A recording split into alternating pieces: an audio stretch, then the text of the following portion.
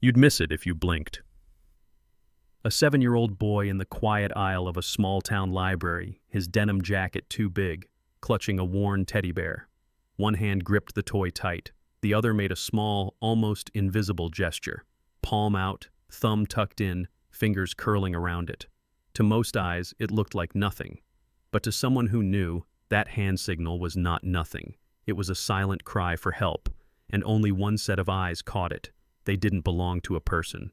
They belonged to a German shepherd. His name was Rook. He stood rigid beside his handler, Sergeant Beck Archer, just another community visit in Autumn Ridge, Pennsylvania, a town where days passed slower than the turning of the seasons, where nothing dangerous was supposed to happen. Rook was usually greeted with laughter from children and polite smiles from parents. But this time was different.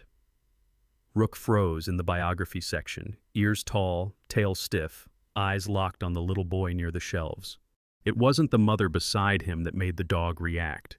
It was the shadow of the man lingering too close, pretending to browse. If you enjoyed this video, please subscribe to my channel to watch the next stories by clicking the subscribe button right below this video. Thank you. Amen. The sky over Autumn Ridge, Pennsylvania, wore the gray hush of late October. Clouds stretched across the valley in heavy sheets, their bellies smudged with the promise of cold rain that had not yet fallen. The air was cool and damp, the kind that filled the lungs with the metallic tang of fallen leaves and distant chimney smoke.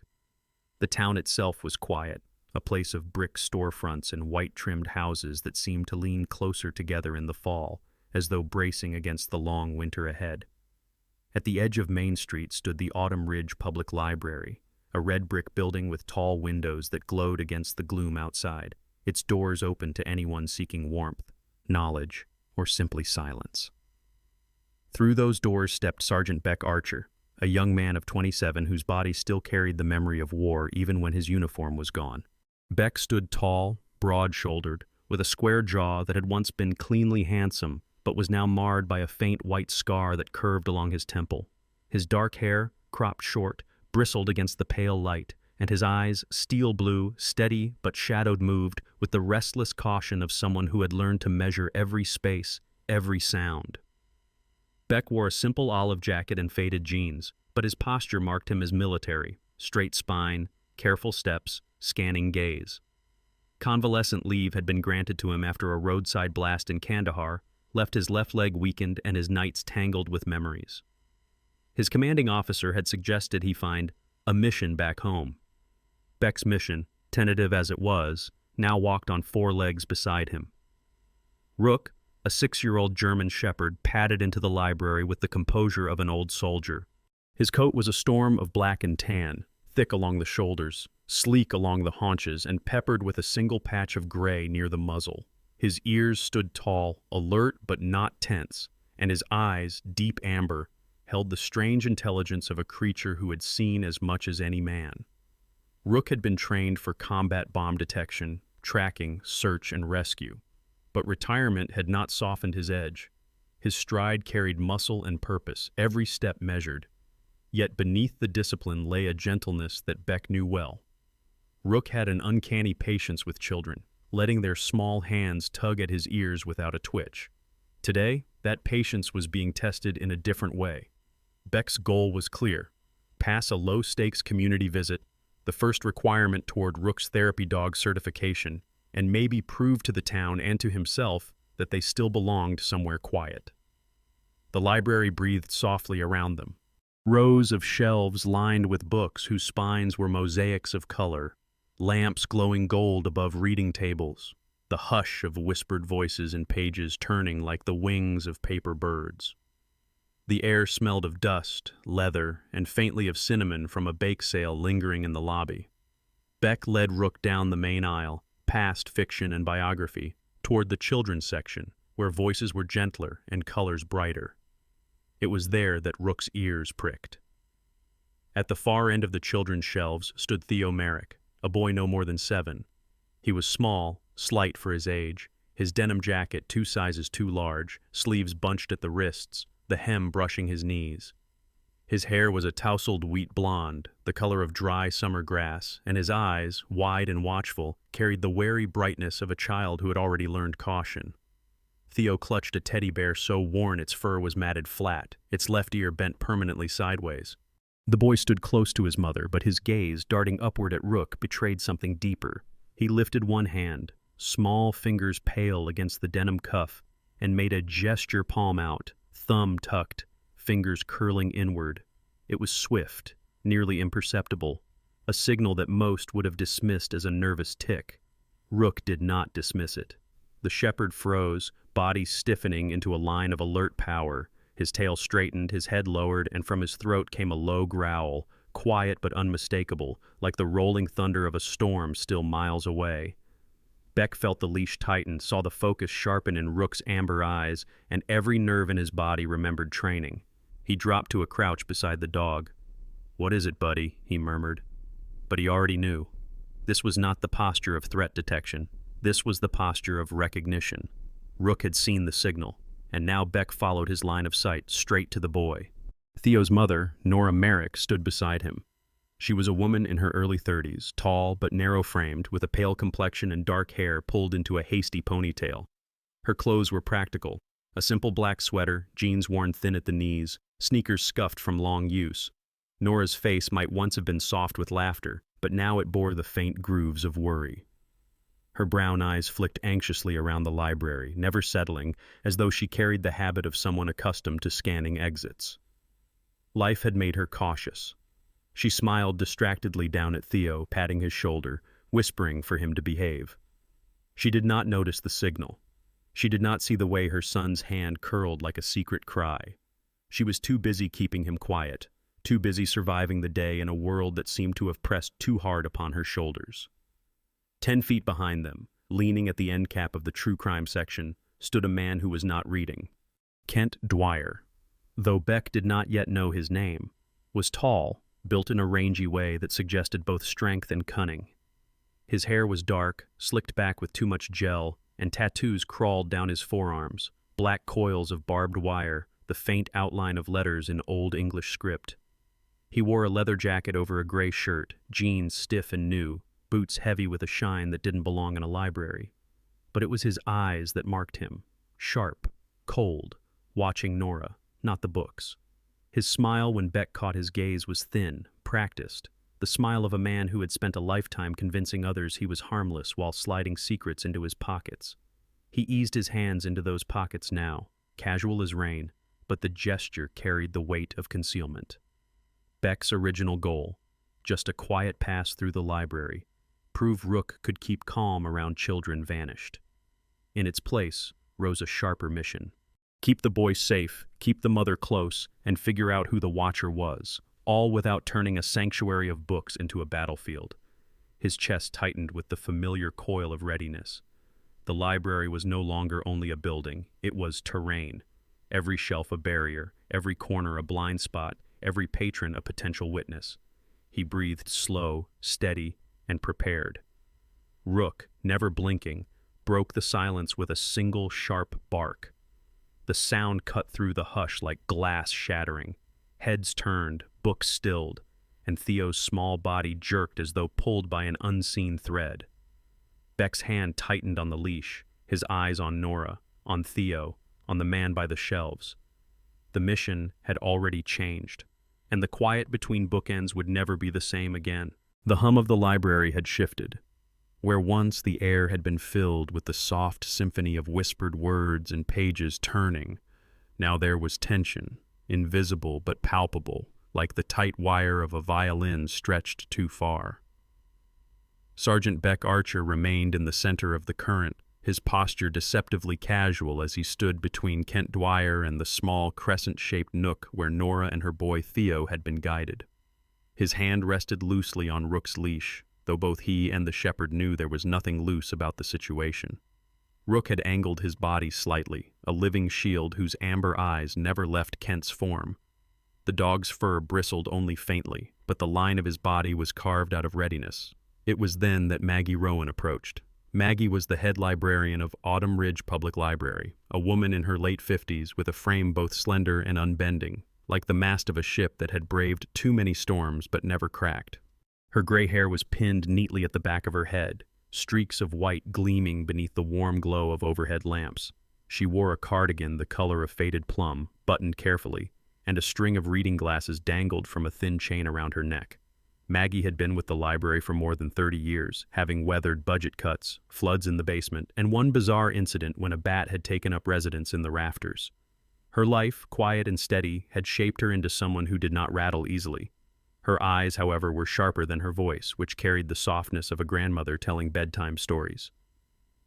"Everything all right, Sergeant?" she asked, her gaze flicking from Beck to the tense dog to the mother clutching her child. Beck kept his voice level, low, calm in a way that masked the alertness inside him. "Would you mind paging Deputy Lena Pike?" His tone suggested this was a minor formality, but his eyes told her it was not. Quietly. Maggie's mouth pressed into a line of understanding. She gave the smallest nod and drifted away the way rumors move, without stirring the air too much, but reaching everywhere they need to go. Her shoes whispered against the carpet as she crossed to the front desk, where an old landline phone waited beside a stack of overdue notices. Meanwhile, Rook pivoted with the kind of fluidity that came only from years of work and training, his broad chest angled, shoulders shifting, as he subtly herded Nora and Theo into the crescent moon reading nook. Nora, still pale and distracted, complied without thinking, her hand gripping Theo's arm with the instinctive desperation of a mother unsure what she was even protecting her child from. Theo's small eyes never left Rook.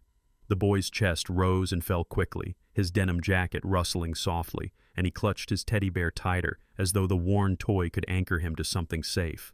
Kent Dwyer, still standing by the shelves of true crime, bent slightly as if perusing titles, his finger dragging across spines of books he did not care about. His smile remained, thin and shapeless, but his eyes betrayed impatience. He had the kind of face that could look charming across a bar counter, but sinister under the wrong light. His tattoos seemed darker here, the barbed wire etched in black crawling down his arms like vines. When his gaze flicked briefly to Beck, his lips parted around the words, "Cute dog." "Working," Beck replied flatly. The single word carried weight. Rook's ears ticked at the tone, understanding it as surely as if Beck had given a command. Kent, shrugging, turned slightly toward the aisle that led toward the rear exits. His body language suggested indifference, but Beck had seen enough false confidence to know the truth. Rook's muscles bunched. A single bark cracked from his chest, sharper this time, urgent. The bark echoed between the shelves, bouncing against the high ceiling. Theo flinched hard, nearly dropping his bear, but then, in a burst of bravery that seemed to shake him as much as it steadied him, the boy raised his hand again. Palm out, thumb tucked, fingers folded over it, a signal, swift and unmissable. Nora's breath shattered in her chest. "Theo?" she whispered, her voice breaking. Her hand reached for him, her body turning, but the boy did not look at her. His eyes remained locked on Rook, as if the shepherd were the only one in the building who could truly understand him.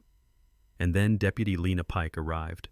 Lena moved through the main doors without siren, without rush, her boots whispering across carpet the way a predator glides across grass. She was in her mid-30s, tall and athletic, her figure strong but unadorned. Her hair, chestnut brown, was tied in a simple low braid, and her face was angular, practical, framed by steady hazel eyes that seemed built for both kindness and judgment. She wore her department's uniform dark navy slacks, a crisp shirt, utility belt heavy with radio, cuffs, and service weapon, but she carried herself without bluster. Lena Pike was a woman who had grown up in Autumn Ridge, daughter of a mechanic and a nurse, and had returned after years of academy training because she believed her small town needed people who wouldn't look away. Her record was clean, her reputation steady. The only shadows in her story were the hushed mentions that she had once been engaged to a fellow officer who had died in a highway pursuit. That loss had left its mark not as fragility, but as a sharper edge of responsibility, a refusal to dismiss any warning signs, no matter how small. Beck murmured the essentials as Lena stepped beside him, his voice clipped but urgent. "Possible distress signal from the boy, unknown male shadowing, no overt crime yet." Lena's eyes flicked once toward Theo, catching the faint tremor of his hand, and then cut to Kent, who was pretending to browse a book about unsolved disappearances. She inhaled slowly, then leaned just close enough for Beck to hear. "We play this soft," she said, "but we play it." It was a small sentence, but it set the rules. Autumn Ridge was not a war zone, but neither was it naive. In small towns, predators often cloaked themselves in familiarity. Lena knew better than to spook the wrong shadow before she had enough light to reveal its shape. Behind them, Maggie Rowan reappeared, her cardigan swaying faintly as she returned to her desk. She glanced at Beck and Lena with the faintest arch of her brows, silently asking, "Do you need more?" Beck gave a near imperceptible shake of his head. For now, quiet was their ally. Theo had pressed himself into the crescent nook, his tiny shoulders shaking against Nora's side. Nora's expression was crumbling. Confusion, fear, shame, all at once. She looked like a woman whose life had already given her too many reasons to distrust her own instincts. Now she stood paralyzed between her child's silent plea and the intimidating calm of the stranger who loomed near the shelves. Kent straightened finally, slipping the book back into place. "Well," he said, his tone easy, "I'll leave you folks to your dog show." He turned as though heading toward the exit. Beck shifted slightly, blocking the aisle in the casual stance of someone browsing. "Afternoon," he said again, the words sounding more like a test than a farewell. Rook's growl deepened, though it remained low, restrained. His amber eyes tracked Kent's every motion. The shepherd stepped forward once, the leash tightening in Beck's hand. Beck didn't pull back. He let the dog move an inch, a warning written in muscle and teeth. Theo raised his hand again, slower this time, as if summoning courage from the animal's stance. His little fingers curled tight around his tucked thumb. His lips trembled, but no sound came. It didn't need to. The message was written in the silent language he had been brave enough to learn, and braver still to use. Nora gasped, covering her mouth with her hand, as the realization finally sank through the fog of her worry. Her eyes filled, but her body froze, unable to move, unable to react. The library had gone so quiet that even the air seemed to listen. Deputy Lena Pike did not raise her voice when she stepped closer to Kent Dwyer and the stacks. She had learned long ago that authority shouted too quickly often lost its footing. Instead, she used the even tone of a woman who had balanced enough storms to know when to let silence do the heavy lifting. "Sir," she said, standing just within reach of the bookshelf, her badge glinting beneath the library lamps. "Quick word with you?" Kent straightened slowly, the picture of reluctant compliance. His face was relaxed, but the twitch at the corner of his mouth betrayed irritation. He reached into his jacket with practiced ease and pulled out a folded document, creased down the middle, the kind of paper passed around too often. He opened it and extended it toward Lena like an offering. "Custody agreement," he said smoothly. "Signed, mother's unstable, the boy acts out. It happens." Lena accepted the paper but did not lower her gaze. Her hazel eyes scanned the document, and though she kept her face unreadable, Beck Archer, standing just behind her with Rook at his side, noticed her jaw tighten. The font was fuzzy, the county seal suspiciously faint, and the notary's signature looked like a child's scrawl. Yet Kent delivered his words with the easy cadence of a man who had forged lies often enough to believe them himself. Nora Merrick, standing only a few feet away with her son, shook her head violently. Her face, pale as parchment, drained further, lips parting but refusing to form words. She raised her hands slightly as if to push back the weight of Kent's false narrative, but when sound finally emerged, it cracked like brittle wood. "That's not—" she faltered, her voice vanishing in the hush. Her body trembled as if she were bracing against some invisible judgment. Beck recognized it instantly. Not fear of Kent, not even fear of violence.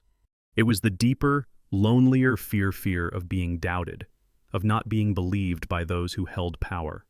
Beck shifted closer, lowering himself into a crouch beside Theo. His own scarred hands rested on his knees, his eyes softening in a way that felt foreign after years of hard stares. "Hey, champ," he murmured, his voice just for the boy. "Did you show me a signal?" Theo's small body quivered, his lips pressing tight before trembling loose. His denim sleeve brushed against Rook's head where a faint scar traced the shepherd's ear, an old wound from years of duty. Rook did not flinch. He lay sphinx still, massive head pressed low to the ground, his breath slow, as if holding space for the boy's courage. Theo's eyes darted once toward his mother, then back to the dog. His mouth opened, the word breaking from him so quietly it might have been mistaken for the sigh of turning pages. "Help," he whispered. The stacks went cathedral quiet. Even the fluorescent light seemed to hum less, as though the building itself had heard the confession. Nora clapped her hand to her mouth, tears spilling fast down her cheeks. Beck's stomach knotted, rage tempered only by discipline, while Lena's shoulders stiffened, her hand hovering near the radio on her belt. Kent's charm cracked like thin ice under a boot. His smile faltered, eyes narrowing with the sudden recognition that the carefully woven fabric of his story was unraveling in the hands of a child's single word. He pivoted sharply, body angled toward the nearest exit, his boots scraping against carpet in a motion too quick to be casual. Beck rose like a storm breaking, his body blocking the narrow aisle. His square shoulders formed a wall, his blue eyes sharpened to steel. Rook rose in unison, fur bristling, lips pulled back just enough to reveal teeth not bared in rage, but in promise. "Going somewhere?" Beck asked, voice calm but thunder beneath. Lena's hand remained near her radio, her gaze unblinking. "Mr. Dwyer, we're going to sort this here." Kent sneered, but the tension in his jaw betrayed unease. His hands twitched inside his pockets as though they itched for escape, but he was boxed in, soldier, deputy, and dog forming an unspoken barricade. Behind the circulation desk, Maggie Rowan had not retreated to safety. The librarian's cardigan swayed as she raised one palm in a subtle gesture stop. It was not meant for Beck or Lena, but for the other patrons. A silent command that no one panic, no one interrupt. Then, with practiced calm, she reached for the wall panel that controlled the lamps along the nearest row of shelves. She dimmed them one by one until the corner where Nora and Theo stood was shadowed softly, sheltered from curious eyes. The library folded itself around the child like a body shielding its heartbeat. Books became barriers. Shadows became shields. The community itself, through the hands of a steadfast librarian, turned into armor for one frightened boy.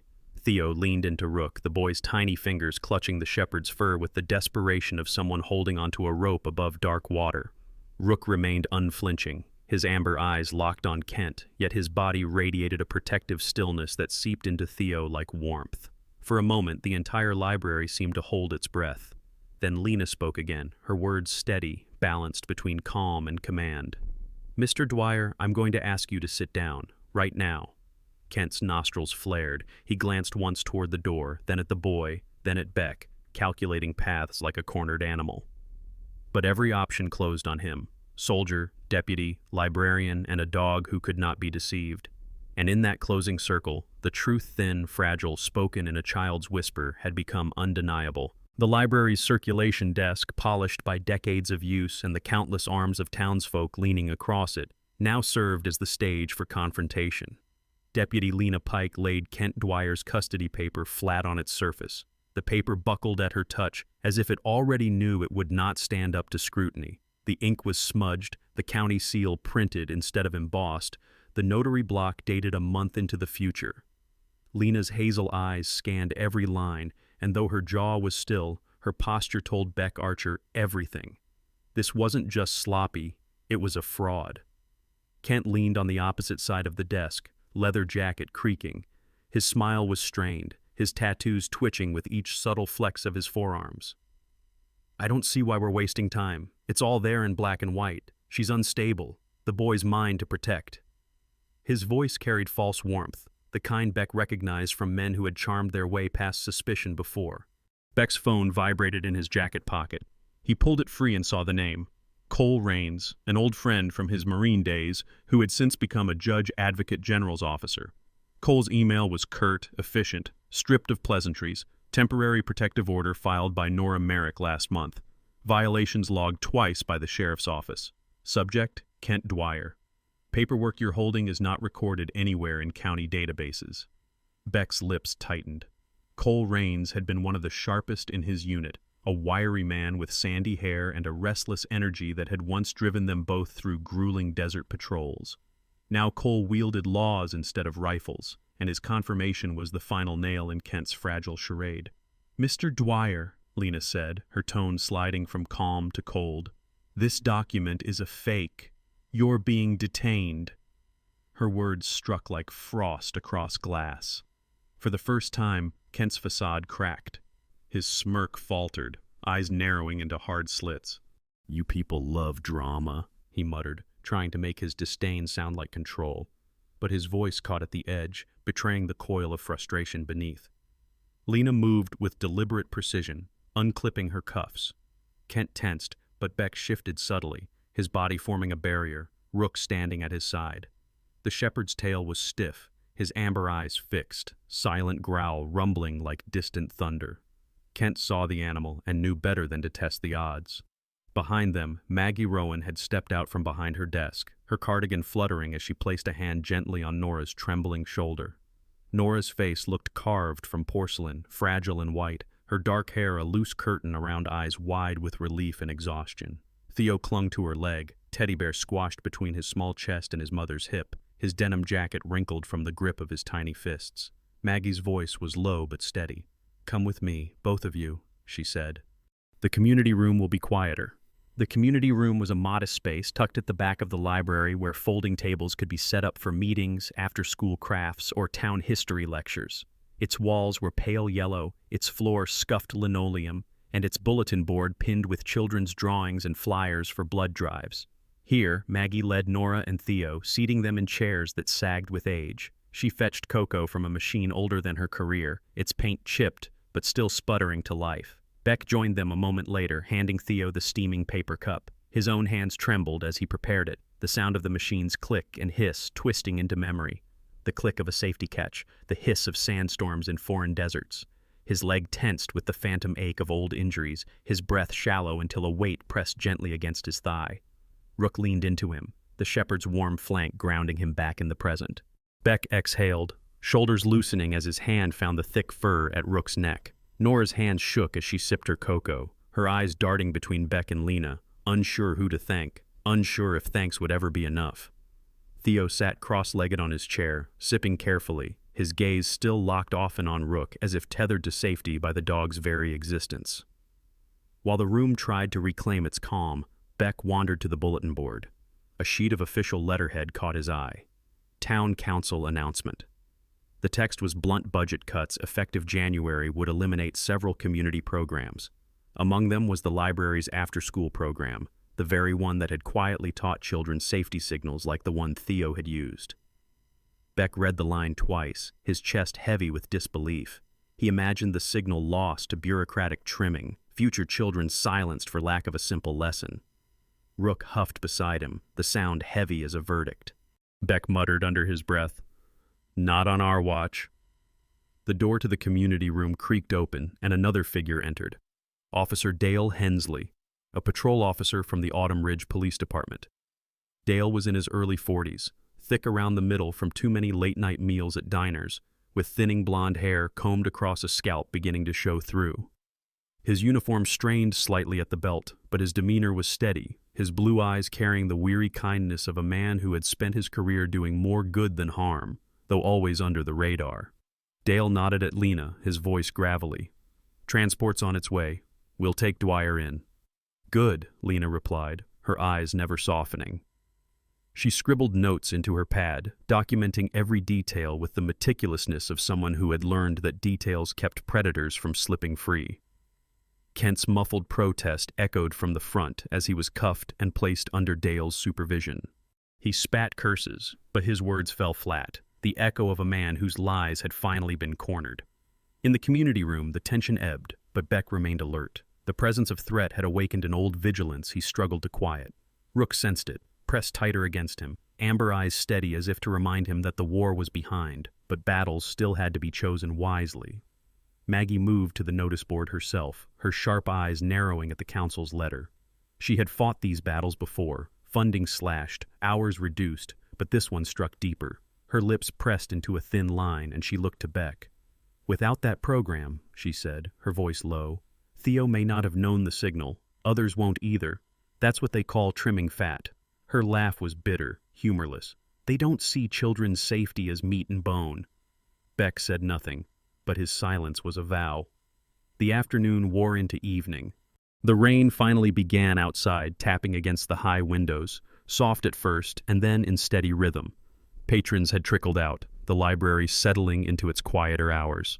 In the corner of the community room, Theo dozed in his chair, his teddy bear slipping in his arms. Nora stroked his hair, her face calmer now, though lines of fatigue etched deep into her brow. She whispered, "Thank you," to Beck, the words fragile but sincere. Beck nodded once, uncomfortable under gratitude but steady in its weight. Later, as the squad car pulled away with Kent inside, Lena returned to the community room. She stood in the doorway, her braid damp from the drizzle outside. "He'll be processed," she said simply. "Protective order is still valid. We'll reinforce it." She hesitated, then looked at Beck. "But this isn't over. Men like him don't let go easy." Beck's hand moved to Rook's collar, fingers curling in the thick fur. "Neither do we." The library hummed again, quieter now, shadows stretching long across the walls. But beneath its calm, a new current pulsed. The war for safety was not just against men like Kent, but against paper cuts in council chambers, decisions made far from the children who would pay for them. Beck felt Rook's steady weight at his side and knew this was a fight he would not walk away from. Relief had begun to seep into the library like the slow warmth of a radiator. Kent Dwyer was in cuffs, the storm seemed to have passed, and the community room hummed with the tired quiet of survivors catching their breath. Maggie Rowan fussed over the cocoa machine, Nora stroked Theo's blonde hair as he dozed against her, and Deputy Lena Pike stood at the circulation desk with her pen scratching deliberate notes across her pad. Even Beck Archer, who hadn't been able to unclench his fists for the last hour, felt his muscles slacken just slightly as Rook rested against his leg, the shepherd's steady weight a reminder that vigilance could pause, if only for a moment. But relief is often a liar. The lights died with a sigh so soft it could have been mistaken for the whisper of pages turning. Overhead lamps winked out one by one, plunging the library into a hush so complete that the only glow came from the red emergency exit signs bleeding along the walls. The hum of air conditioning cut, leaving silence that rang in the ears. Beck's instincts fired before his thoughts did. His body snapped tense, heart pounding with the rhythm of a battlefield he thought he had left behind. His world narrowed, collapsing into scent, sound, and spacing. Rook's transformation was immediate, from the calm of a therapy candidate into the trained machine of a combat dog. His head dropped low, gait silent, muscles tight. Amber eyes glowed faintly in the dark, burning like lanterns lit by instinct. A metallic snick broke the silence from the rear service door, the sharp click of a lock forced open. "Back up?" Lena muttered, hand flying to her sidearm, voice tight but even. Beck shook his head. He knew the sound of entry under pressure. This wasn't law enforcement. This was intrusion. Maggie's whisper cracked the silence. "Community room." She pushed Nora and Theo toward the back hallway. Nora staggered with her boy clutched to her side, her pale face stricken with fear renewed. Theo, even half asleep, held his teddy bear and turned his eyes back toward Rook, as if tethering himself to the shepherd's strength. Beck gave a sharp hand signal. "Hold. I sweep." His military training returned in flashes, every muscle falling into old grooves he thought had rusted over. He gestured Rook forward. Rook moved like water poured across stone, silent, unhesitating. His body cut through the biography section, weaving between shelves with the precision of memory. Beck followed, crouched slightly, his scarred hands flexing as adrenaline surged hot through his ribs. His lungs burned with the phantom ache of desert air, the sound of rotor blades ghosting in his ears. He had promised himself never to bring the war home. But home, he realized with a bitter twist, sometimes brings the war to you. A figure slipped between the shelves with the skitter of a rat. The man was younger than Kent, maybe mid-30s, wiry with restless energy that jittered through every movement. His dark hoodie clung to his narrow frame, greasy hair plastered across a face too gaunt to suggest patience. His eyes darted quick, pupils wide in the red glow, the kind of eyes that had spent too many nights awake with bad ideas. In his right hand gleamed a box cutter, blade extended, catching the faint light like a fang. This was Earl Maddox, though his name was not yet known to Beck. Earl had been Kent's drinking buddy and occasional errand man, a man who had grown up at the edges of town life where the library was a rumor, not a resource. He had been overlooked in school, passed over in jobs, and eventually folded into the shadows where men like Kent thrived. His wiry frame and twitchy posture made him look like a coil of barbed wire wrapped too tightly. Earl carried himself with the desperation of someone convinced that violence was his only remaining language. Beck froze mid-step, heart hammering, his ribs clenched as adrenaline surged, and with it came the memory of a different ambush in a different corner of the world, the sudden flash of metal, the sickening weight of a blast wave. For half a second he saw not a library but a desert alley, not shelves of biography but crumbling mud walls. his chest seized with the old ache of panic. Then Rook moved. The shepherd launched forward, silent no longer, muscles coiling and exploding in one controlled strike. His teeth clamped around Earl's wrist with devastating precision, the box cutter skittering from the man's grip and clattering beneath a book cart labeled Staff Recommendations.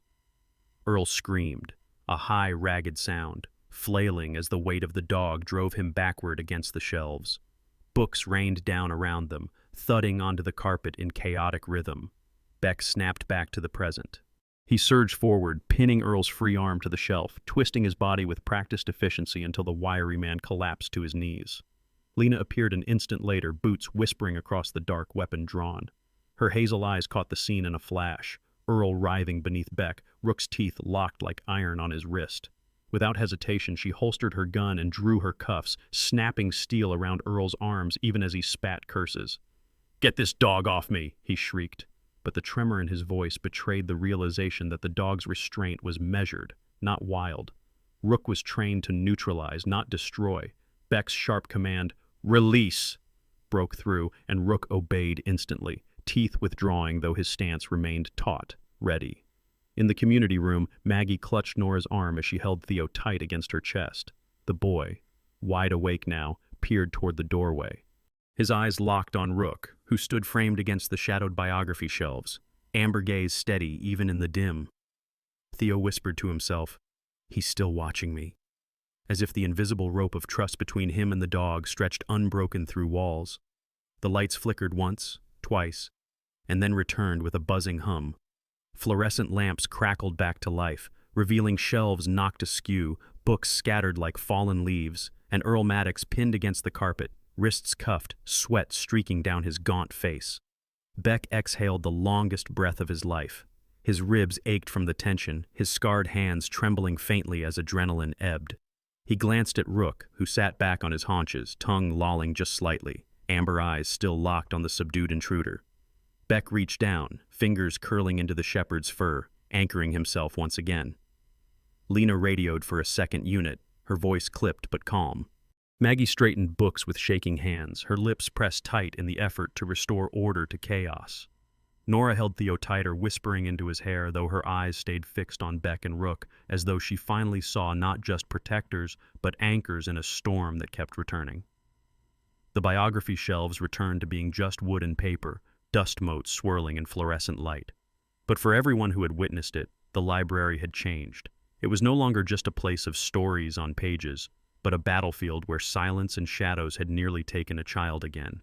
And in that return of light, Beck knew this truth with searing clarity. He had carried the war home not by choice, but by necessity.